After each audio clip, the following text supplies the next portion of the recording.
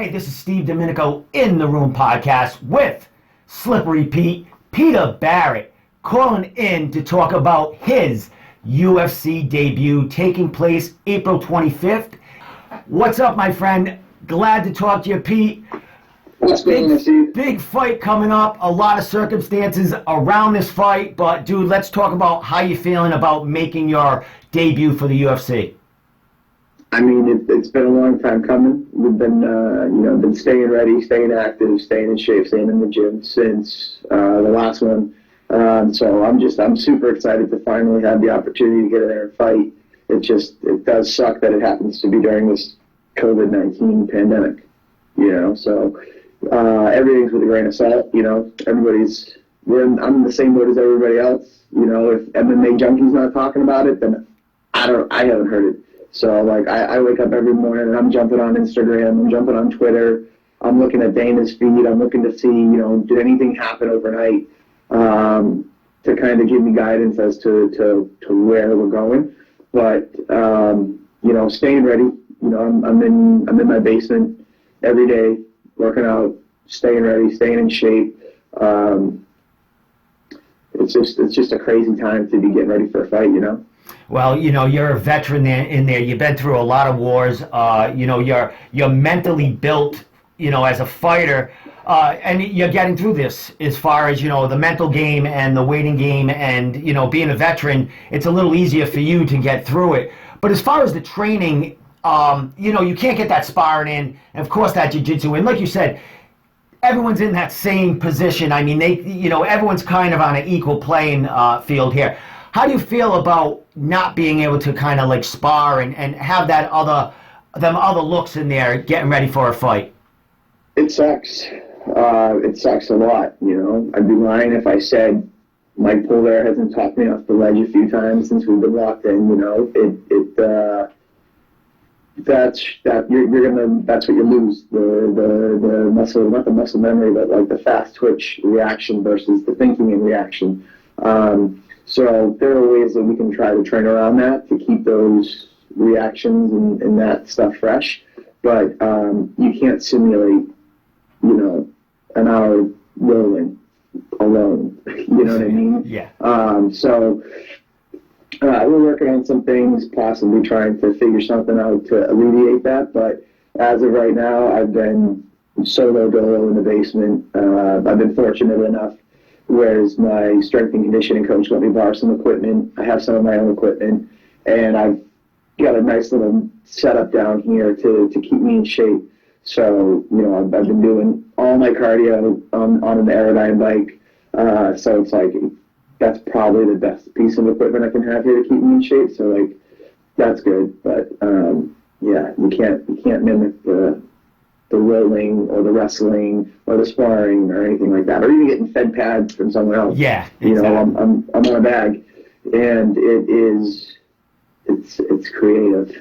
Yeah, and it's also you being in the gym around other fighters and the coaches all the time. There's always information flowing in there. You're not getting it. You're kind of on your own, and you got to kind of call the coaches or talk to them about a game plan through Skype or whatever, man. But it's a different aspect of what a fighter has to go through. As far as, coming off that last fight, I mean, it's been some time. The Contender Series was back in August. Were you trying to get on another card before then? What was, the halt and why you haven't fought before then? I'm a little fish in a big pond. Yeah.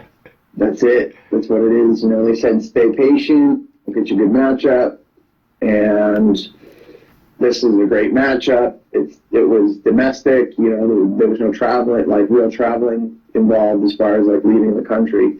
So I was super excited about that. This was like a great fight in a great city to have a good time and win $50,000. So that's always my goal. Will always be to bonus. And Dan Henry was a good all-around fighter that likes to sit there and scrap. So I was looking forward to that. I am looking forward to that. We'll see how it goes. But Yeah, it's tough road. But as far as Danny Henry, I mean, like you said, that would be a firefight. I mean, the dude's got a ton of finishes. He's 2-1 in the UFC. I think he was on a five-fight winning streak. His last fight was, I think, in March of 2019, where he got his first loss in the UFC and his first loss in 6 fights. What are you thinking about the matchup? You talked a little bit about it, but he's a fast-paced guy. I mean, he's got a lot of first-round finishes, so he comes out of the gate pretty quick. And one of your last 2 fights, you had that same kind of style coming in and just aggressive, nonstop forward motion. Yeah, I think him and I on paper are very similar. He's a decent striker. He's got good opportunistic jiu-jitsu as far as I'm saying. Like, he's got a lot of choke finishes, you know what I mean? Buckling guys, getting a hold of their neck, choking them out and whatnot. It was really a great fight for me to not have to worry about necessarily someone having superior jiu-jitsu to me. You know what I mean? I think we're kind of like on paper where we look the same. He likes to stand up and fight. I like to stand up and fight. Like I could go in there all Chris Levin style and drop bombs, and scrap with this kid in the middle of the cage. Like, if I don't get knocked out of the night, we're getting fight of the night. And that's the type of attitude that he brings. And that's the type of attitude that I bring. And like, what's the best part about this fight is that it is at 145. And if you look at my wrecking card at 145, like, they're all knockouts. They're all first round finishes. I destroy people at that weight. And I just anticipate bringing that attitude to the UFC as well. Like, I like to fight moving forward. I like to bite down on my mouth guard. I like to put on a show, and it's going to be no different, on April 25th when we climb up those stairs and get in there. Excellent. Well, Dana was really high on you. He cracked a couple of jokes on the show as far as, if he doesn't get you a contract, Boston's going to be screaming. I mean, we got a lot of fighters from Boston making big names for themselves, young fighters, new prospects, making their debuts and doing really well in there. You're fighting a dude that's been in there 3 times. He's got to win a record for the UFC. What's this do for you, this win for you? I mean, the guy's got finishes, you have finishes, Dana loves finishes, and you fighting in a real tough time right now where every fight is important for the UFC. What do you think this does for your career, and how much will this fight launch you further into the UFC? Yeah, I mean, I think this situation shows them who is on board and willing to go to whatever extreme necessary to get to fight night. I think it shows a lot of loyalty to the company, I hope. Excuse me. I think it puts a lot of what am I trying to say? A lot of good stock in your favor, a lot of favor in your good stock or whatnot, So, a win here gets me into the UFC, gets me on the radar, gets me climbing up the ladder. I would be silly to think I have a long time at this level. I'm turning 34 in August, so we got to be smart and always advance to a tougher opponent with every consecutive fight. And I'm not thinking past this fight. I'm just thinking, abstractly, the game plan is to get as far and as high up the ladder as I can get as soon as possible, as fast as possible, with as many impressive finishes as possible. I fight to finish. I fight to excite. It's time to start getting paid appropriately. I love Mike, but there were no bonuses for any of those knockouts, for any of those awesome finishes that I gave the local scene. So now it's my opportunity to get to the next level and do it. And once my feet are wet and they see what kind of style I bring, it'll be a lot easier to get another fight when they say, no, this kid goes in there and he'll go out on a shield if he needs to, but he goes out there and he fights.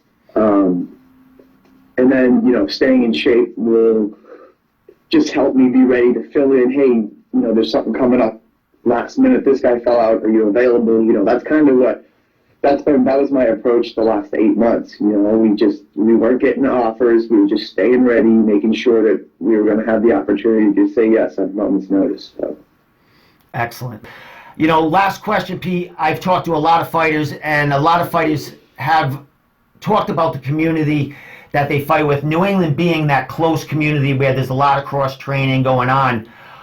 Do you think, you know, you guys will come out stronger from this as far as a fighting community? Because there's so many gyms helping each other, and so many things going around, you know, on the texting, the messenger, and everyone supporting each other. Do you think this will help each other in the future as far as a bond bigger in New England? Yeah, I mean, I think New England already has a really tight-knit community to begin with, and I think that these circumstances just show it, you know, on a more visible scale. But like, we've had guys come to train at SIT for team training when their gyms were already closed because they didn't have anywhere to go. It's like, you know, we'd rather everybody be training and getting better than nobody be training and getting worse, so to say. So like, yeah, I mean, the community's awesome. Like, of course, there's a couple of knuckleheads out there, but you get those in any community. But so what are you going to do about that? But I mean, yeah, the New England community is great. Everybody's reaching out, making sure everybody's keeping everything, you know, online, virtual, this, that, sharing each other's workouts, sharing each other's content. So it's cool. It's cool to see, definitely. Excellent, my man. Well, Pete, last thing, give shout outs. I know you got a bunch of sponsors, you got social media. We got a ways to go before this fight. I mean, 3 weeks until, you know, the 25th. And there's a lot that's going to go on there because things are changing daily. So people are going to have to tune into you to see what's going on with this fight. So let it fly, bro. Yeah, dude. Follow me on Instagram, slipperypete145. You can search Peter Barrett on Facebook or Slippery Pete on Facebook. It'll pull me up. Big shout out to some sponsors, which are Zenden over in Norwell, Mass. Also, let's see here, Butcher Box, they always hook it up. I also have, let me see here, Sityodtong, Lauzon, Top Game Management, and Panacea Life Sciences and Cheap Underwear. That's it. There you go, man. Nice job, bro. Nice job. Well, there you go, man. Slippery Pete. Love you. Peter Barrett calling in to talk about what's going on, how he's training, and how he's getting ready for his UFC debut taking place on April 25th. Well, Pete, thanks a lot, bro. We'll be watching you on social media, and we'll definitely be checking out and seeing when, you know, what's going on with this fight. Definitely, right on. All right, bro. Take care. Appreciate it.